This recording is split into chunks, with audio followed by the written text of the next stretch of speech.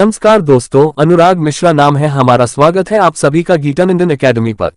दोस्तों, भारत और ब्रिटेन के बीच आर्थिक रिश्तों को लेकर एक बड़ा अपडेट सामने आया है। एक ऐसा समझौता जो आने वाले समय में दोनों देशों के व्यापारिक संबंधों को पूरी तरह बदल सकता है।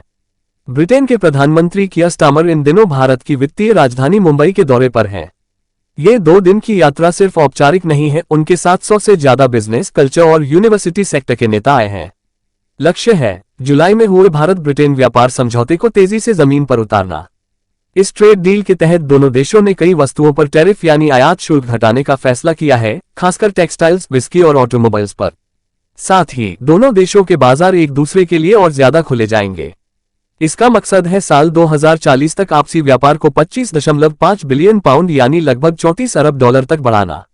ब्रिटिश प्रधानमंत्री स्टारमर ने कहा, यह रिश्ता पहले से कहीं ज्यादा अहम है। हम भारत में ब्रिटिश व्यवसायों के लिए नए अवसर खोल रहे हैं, ऐसे अवसर जो अन्य देशों को नहीं मिले हैं। वहीं प्रधानमंत्री नरेंद्र मोदी ने एक बिजनेस फोरम को संबोधित करते हुए कहा कि भारत और ब्रिटेन अपनी मौजूदा 56 अरब डॉलर की व्यापार राशि को 2030 से पहले ही दोगुना करने में सफल रहेंगे।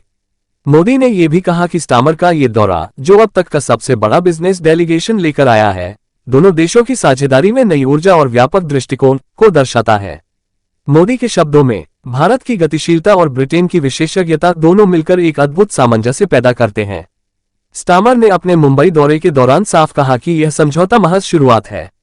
अब वक्त है यूनाइटेड किंगडम में निवेश करने का, इस रिश्ते में निवेश करने का और हमारे साझा भविष्य में निवेश करने का। दोनों देशों ने इस अवसर पर कुछ अहम सहयोगों की घोषणा भी की। कनेक्टिविटी और इनोवेशन सेंटर की स्थापना, आर्टिफिशियल इंटेलिजेंस आई के लिए एक संयुक्त केंद्र और क्रिटिकल मिनरल्स इंडस्ट्री गिल्ड, जो सप्लाई चेन को मजबूत करने और ग्रीन टेक्नोलॉजी को बढ़ावा देने का काम करेगी। कुल मिलाकर भारत और ब्रिटेन का यह नया ट्रेड एग्रीमेंट न सिर्फ आर्थिक साझेदारी का प्रतीक है, बल्कि यह आने वाले दशक में दोनों देशों की टेक्नोलॉजिकल और स्ट्रेटेजिक रिलेशनशिप को भी नई दिशा देगा। आपको क्या लगता है?